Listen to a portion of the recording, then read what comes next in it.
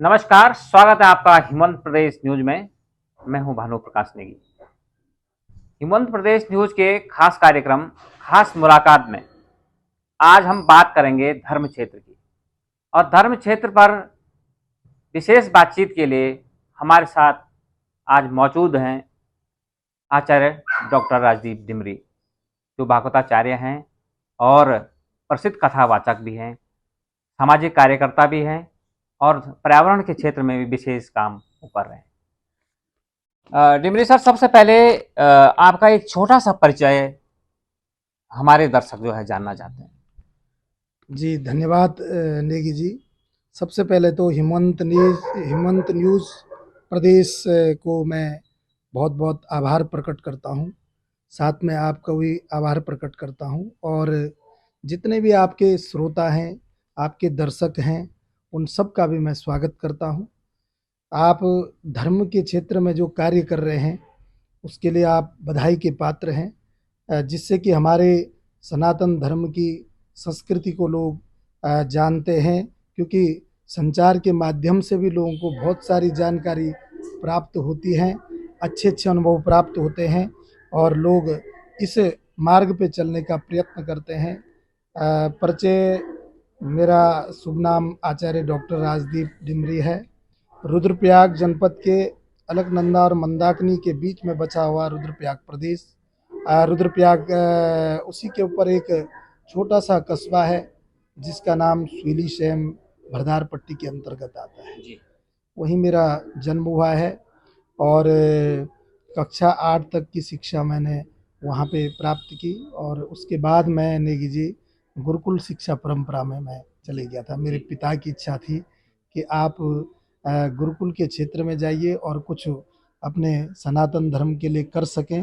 वही प्रयत्न मैं कर रहा हूँ। गुरुकुल के क्षेत्र में गए, गुरुकुल शिक्षा जिसको कि हमारे यहाँ पूर्व मध्यमा 9th को कहते हैं, उत्तर मध्यमा 12th को कहते हैं और शास्त्री BA को कहते हैं, आचार्य MA को कहते हैं।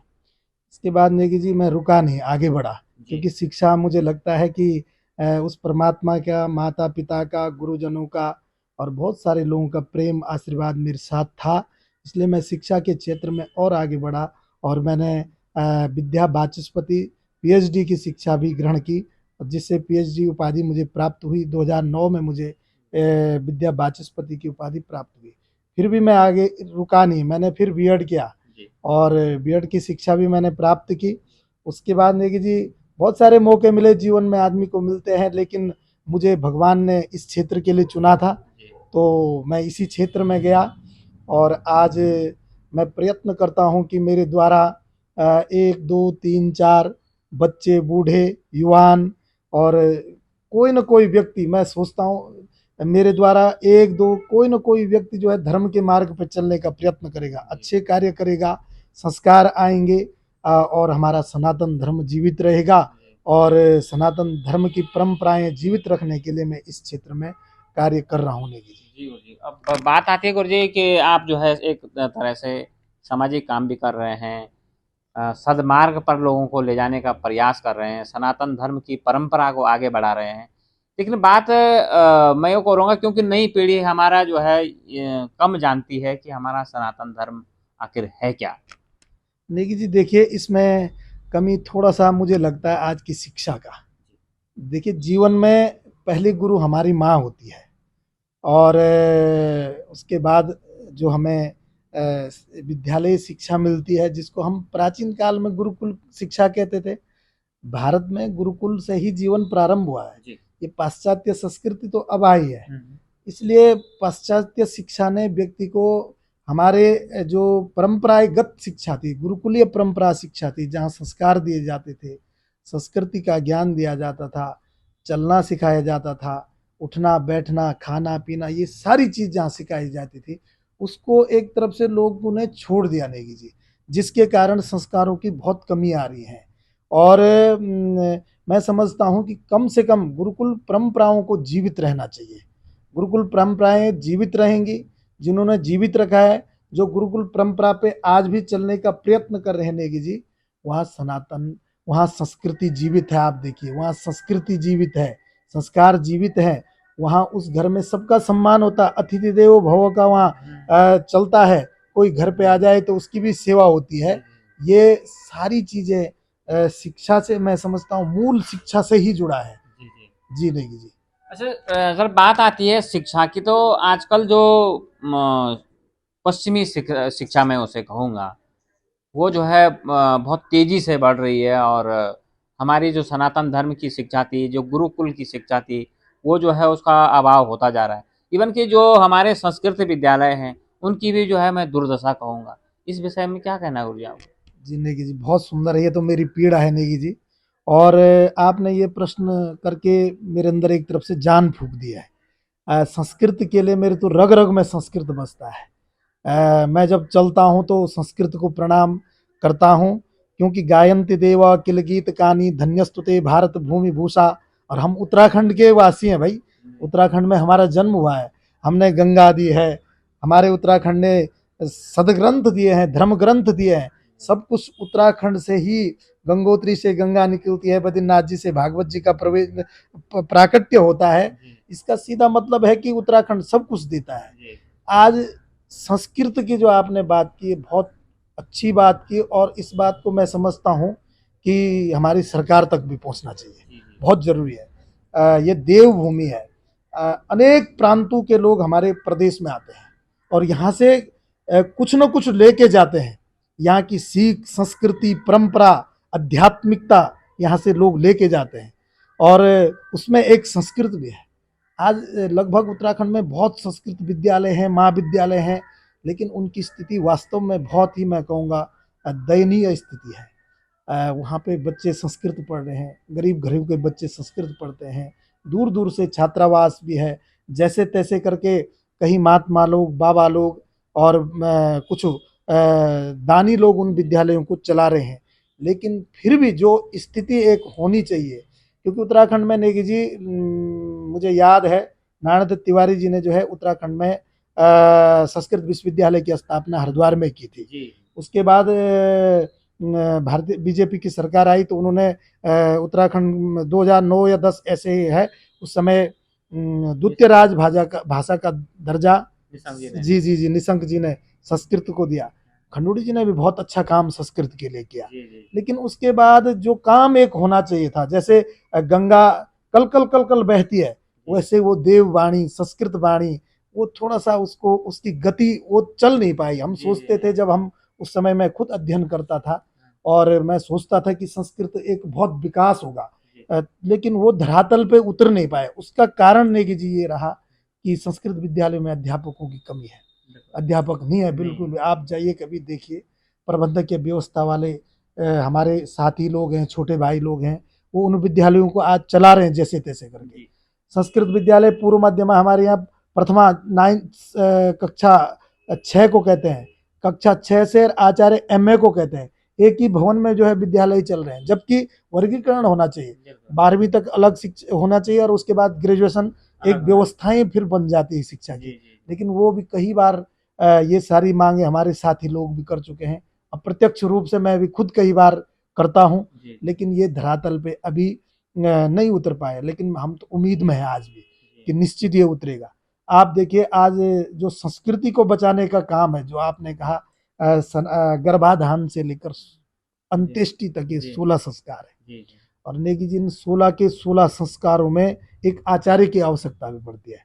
जहाँ सब चीज की आवश्यकता पड़ती है, वहाँ एक आचार्य भी चाहिए होता है, और बिना कुल पुरोहित आचार्य, और बिना कुल पुरोहित आचार्य के वो कार्य संपन्न नहीं हो पाता है। उसके लिए हमें एक पढ़ा लिखा व्यक्ति, जिसने संस्कृत विद्यालय गुरुकुल से शिक्षा ग्रहण की हो, वेद जानता हो, अच्छे ढंग से वेद मंत्रों का उच्चारण करता हो, तो उसकी आवश्यकता पड़ती है। लेकिन जब ये स्थिति है तो इसलिए थोड़ा नई पीढ़ी इससे दूर भाग रही है। मैं समझता हूँ कहीं ना कहीं समाज की जो दृष्टि उनकी तरफ है, वो भी कहीं इसलिए दूर भाग रहे हैं, क्योंकि वो, हम लोग जब छोटे थे तो हमारा यज्ञोपवीत संस्कार हो गया था, मुंडन किया, चुटिया छोड़ दी, जंदियो पहन लिया, अब धोती कुर्ता में रहना है। वो उम्र बड़ी कठिन उम्र होती है, क्योंकि उस उम्र में लिखा है, शेष वे व्यस्त विद्यानाम यौवने विशेषणाम यशस्से विजिगी सोणाम योगे नान्ते तनुत्यजाम। क्योंकि बाल्य, उस अवस्था में व्यक्ति को अपनी इंद्रियों पे बस करना, जी जी और सनातन धर्म की ओर बढ़ना, जी संस्कारों की ओर बढ़ना, वही अवस्था है, वो गुरुकुल परंपरा से मिलती है। जी जी तो लोग, मुझे लगता है नेगी जी, कई बार, वैसे तो बहुत अच्छे लोग हैं इस दुनिया में, इसलिए हम आप जैसे लोग हैं और भी हैं जो हम इस क्षेत्र में जो है बिल्कुल निष्काम काम भाव से लगे हैं, जी जी निस्वार्थ भाव से निस्वार्थ भाव से नेगी जी। जी और मैं सच बोल रहा हूँ, मैं तो चाहता हूँ कि सनातन धर्म हो गया, हमारी संस्कृति, विशेष करके संस्कृत का उद्धार हो। जी जिस दिन संस्कृत विद्यालय चमकेंगे उस दिन देखना आप विद्या का पूरे भारतवर्ष में, क्योंकि उत्तराखंड से एक बार चमक जाएंगे, संस्कृत विद्यालय प्रकाश करने का काम करता, जी उजाला दिखाने का काम जी करता जी संस्कृत सबको, क्योंकि देववाणी है, देवताओं की वाणी संस्कृत है। जी इसलिए संस्कृत का एक बार सबको ध्यान देना चाहिए, सामाजिक लोगों को भी आना चाहिए, आप जैसे व्यक्तियों को, आप तो हैं ही, जी लेकिन मैं आपसे निवेदन भी करूंगा कि आप एक बार इसमें जरूर काम करिए जी जी और आप एक बार जाके उन विद्यालयों की स्थिति भी देखिए, ये मैं आपसे विशेष आग्रह जी करना जी चाहूँगा। जरूर तो कहीं न कहीं नेगी जी, संस्कृत ज़िंदा रहेगी, संस्कृति ज़िंदा रहेगी और धर्म के प्रति लोग आगे बढ़ेंगे। और संस्कार, भई ये हमारे संस्कार हैं।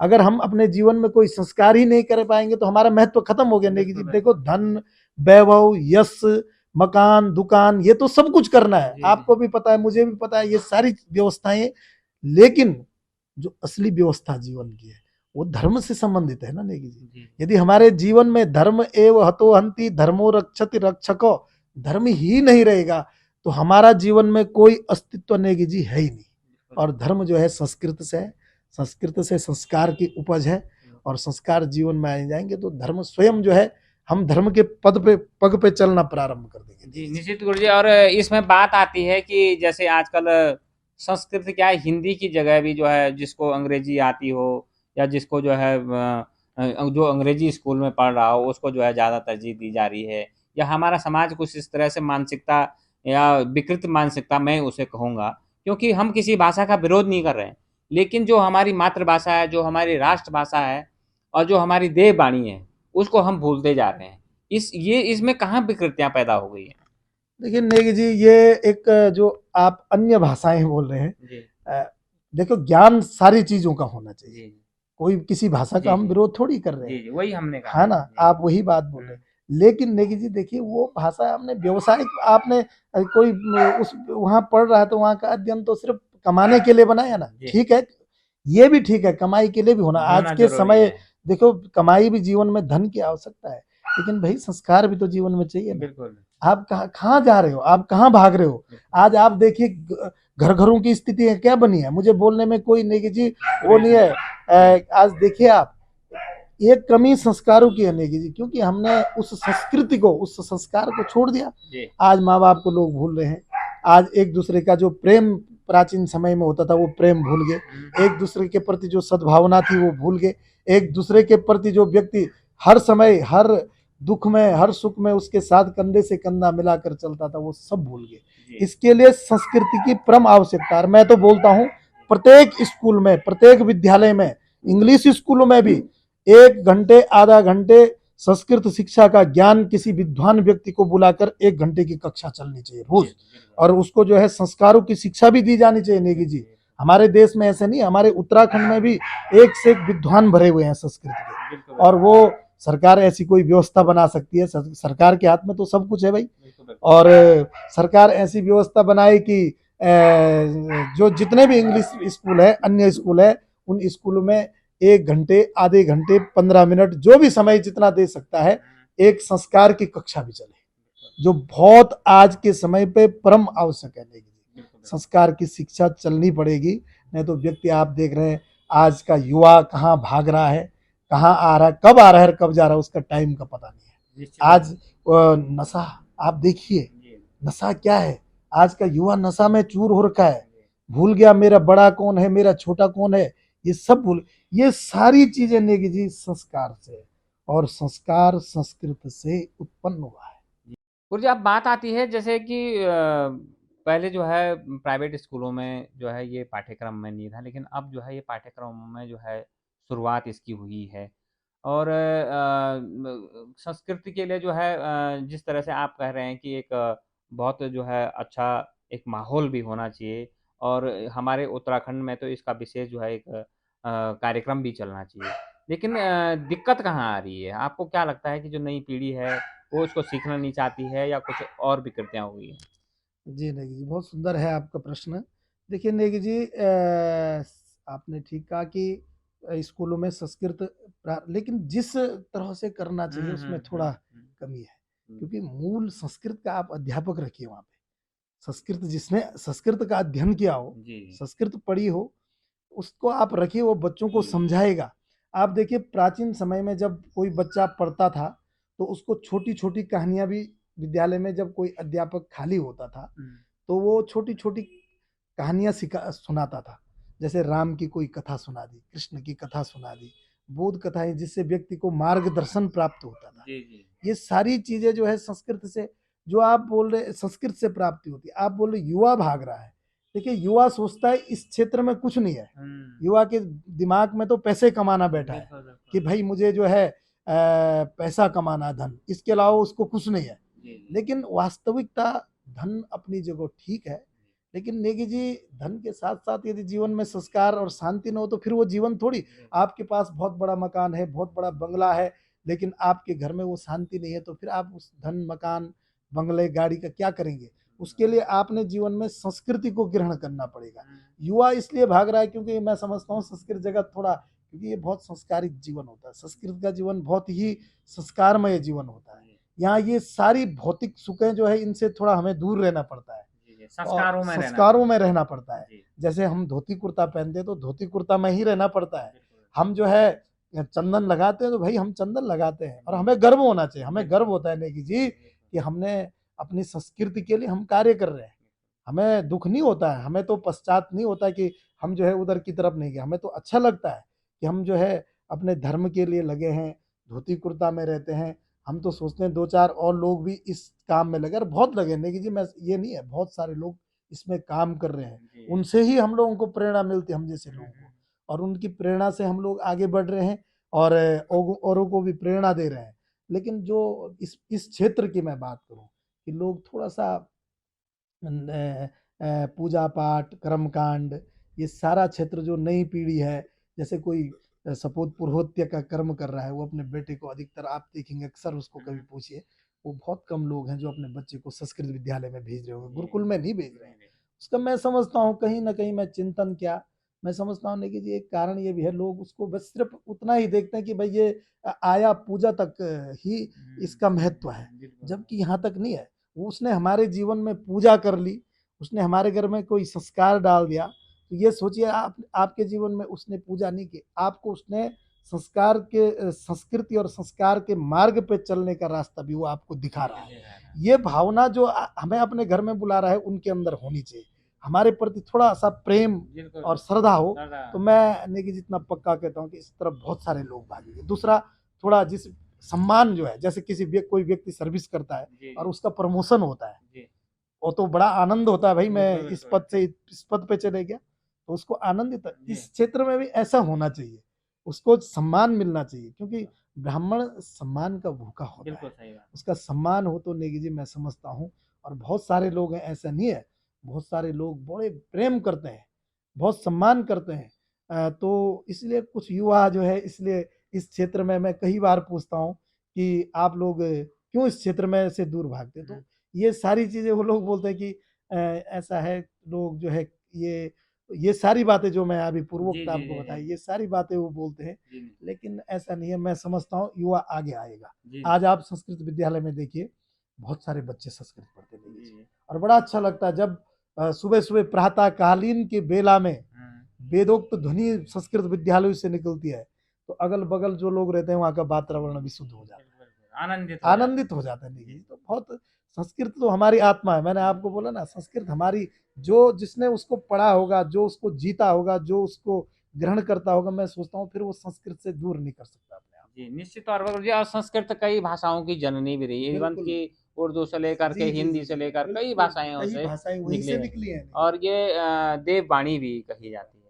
अच्छा गुरुजी, अब बात आती है कि आपका जो अब जिस तरह से आप कथाएँ करते हैं और कथाओं के वाचन के माध्यम से एक पर्यावरण का भी संदेश देते हैं, और तमाम जो है सद्मार्ग पर लाने का लोगों को आप प्रयास करते हैं।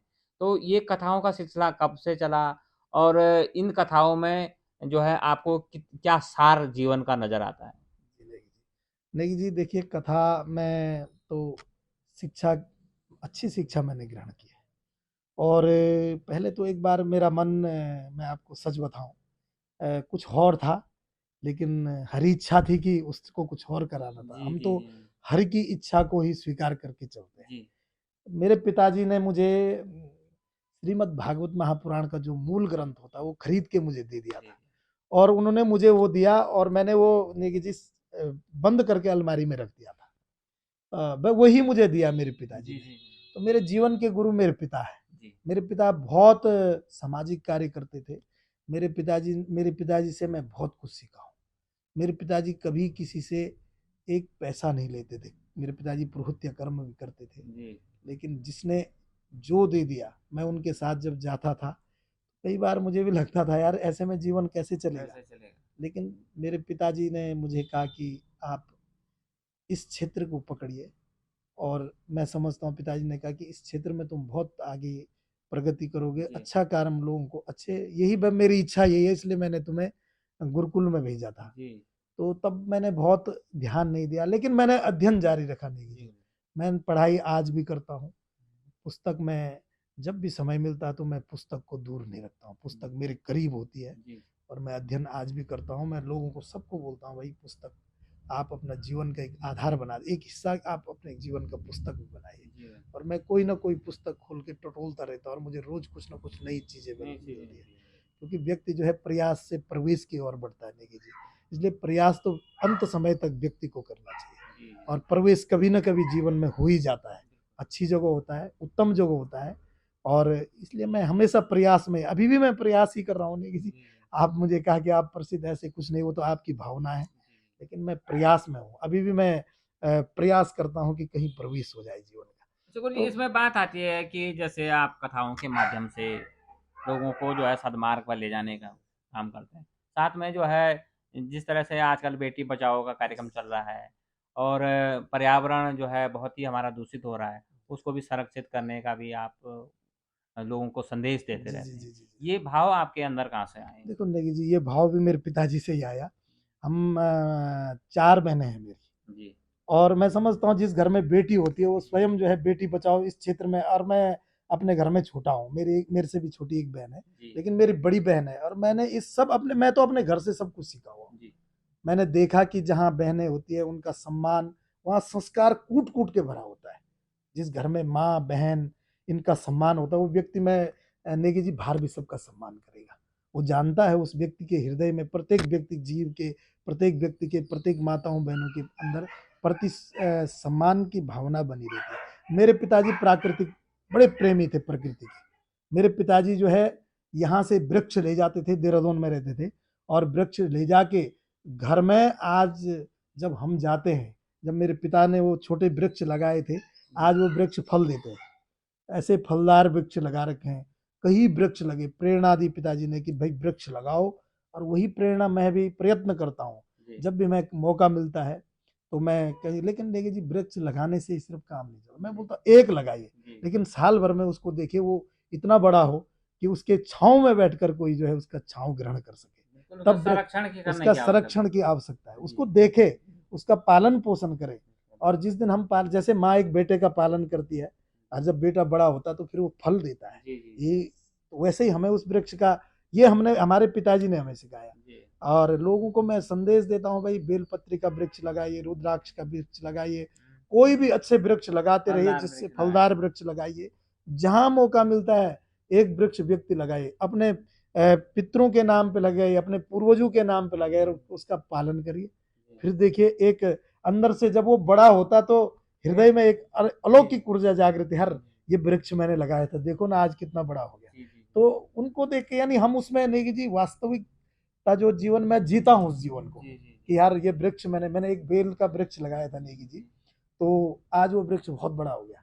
और मैं अब उसमें से पत्ती तोड़ के भगवान शिव जी को भी चढ़ाता हूँ। जी, जी।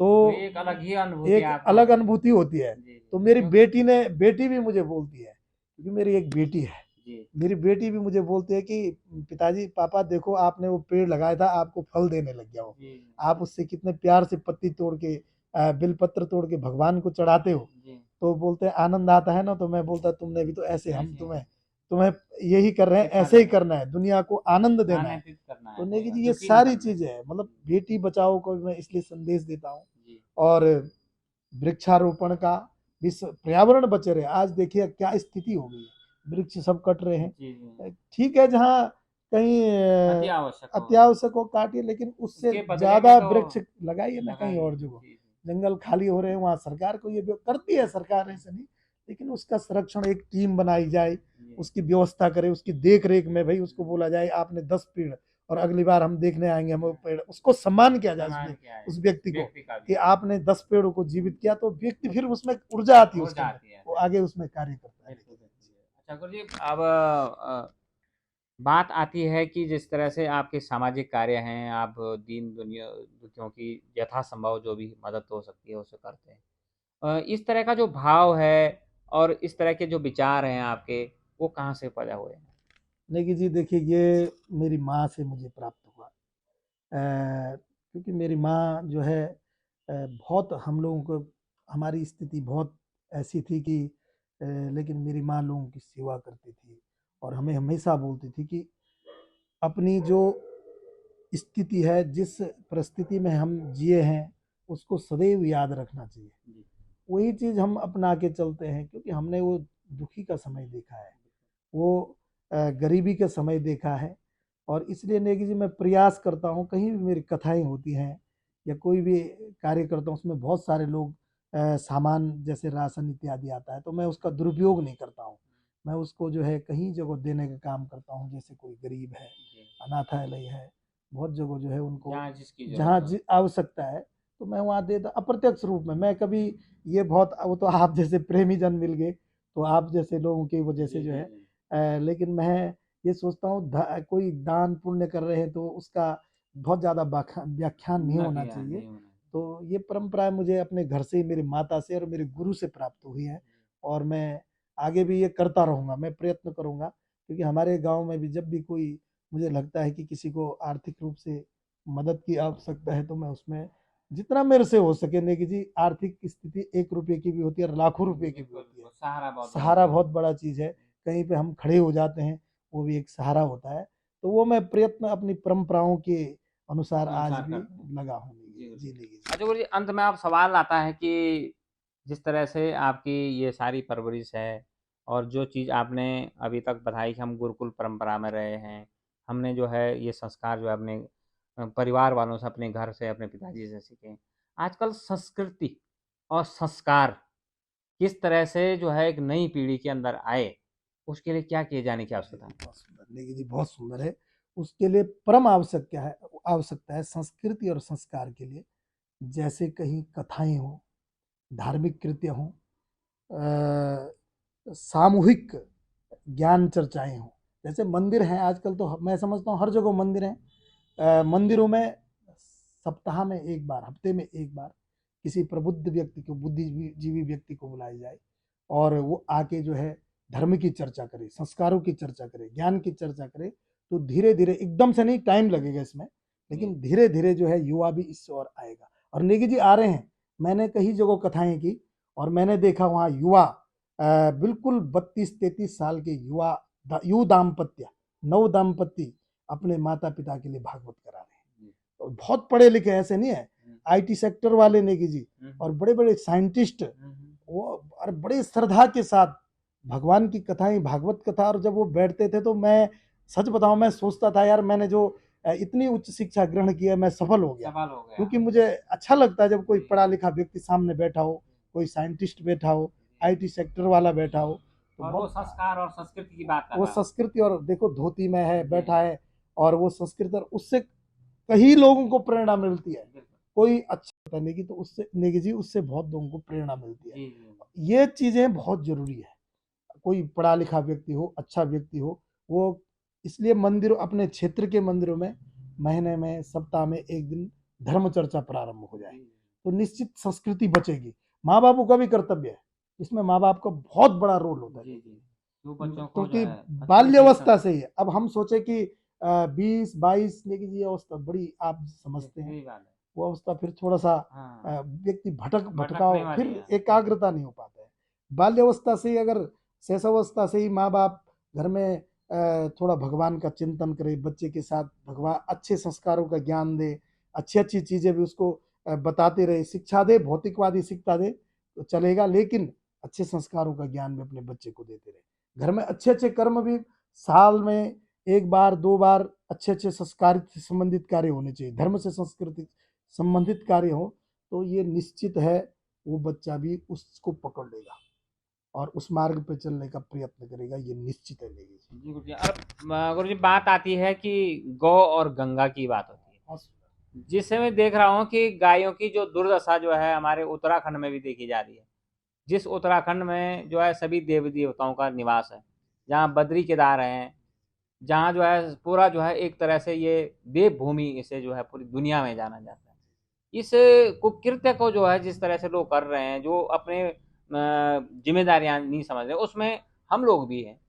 तो इसमें क्या किए जाने की आवश्यकता है कि ताकि हमारी गौ भी और गंगा भी बची रहे। लेकिन जी बहुत सुंदर, ये तो देखो गौर गंगा का बड़ा प्रश्न है। गंगा के लिए सरकारें भी काम कर रही हैं शायद, है ना।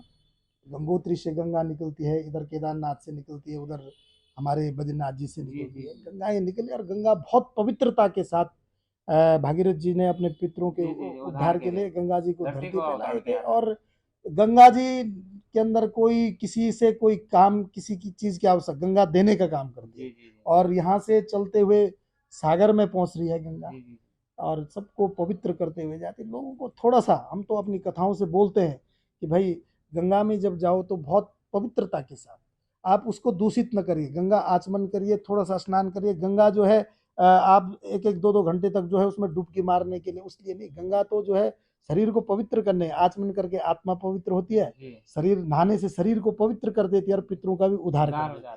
इसलिए जो हम कपड़े, कई लोग कपड़े धुलते हैं, साबुन लगाते हैं और कई लोग जो है उसमें कुछ चीज़ें फेंक देते हैं। हमने तो पूजा की लोगों से ये भी निवेदन करते हैं कि जो हम यज्ञ अनुष्ठान करते हैं उसका सामग्री आप गंगा जी में विसर्जन मत करिए।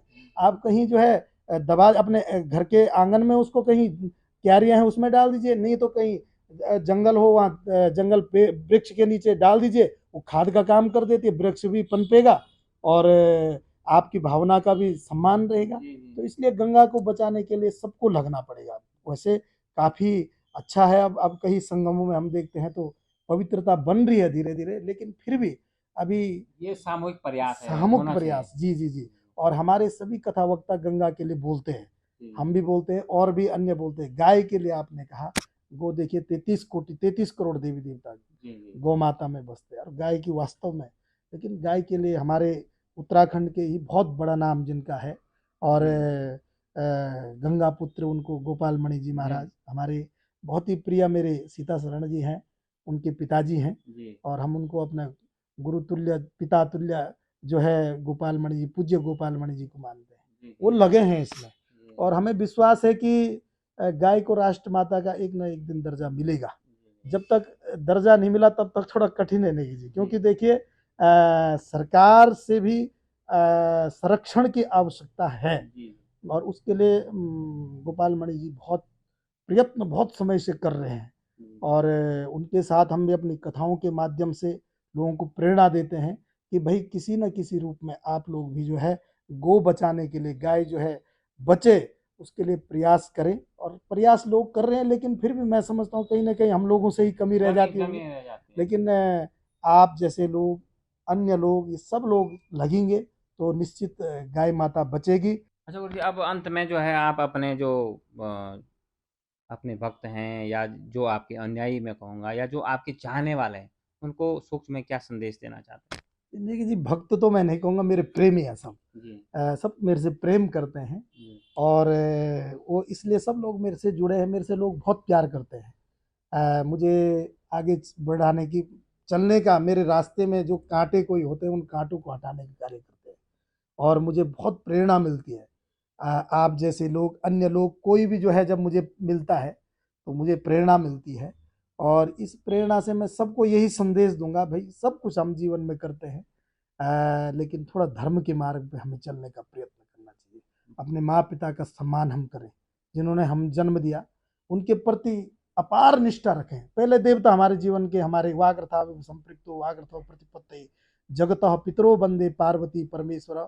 भगवान गणेश जी ने प्रेरणा दी है कि जब कार्तिक जी और गणेश जी का युद्ध हुआ कि भाई हमारी शादी कराइए, तो कार्तिक जी भगवान शिव के पास गए। शिव पार्वती ने कहा कि जो पहले पूरी धरती की परिक्रमा कर देगा उसकी शादी पहले होगी। तो कार्तिक जी तो चल पड़े परिक्रमा के लिए, लेकिन गणेश बुद्धि के देवता है। गणेश जी ने विवेकता से, बुद्धि से काम लिया कि भाई हमारे धरती से बड़े तो देवता तो हमारे माँ पिता हैं, और मैं धरती के चक्कर लगाऊंगा तो फिर तो अनुचित होगा।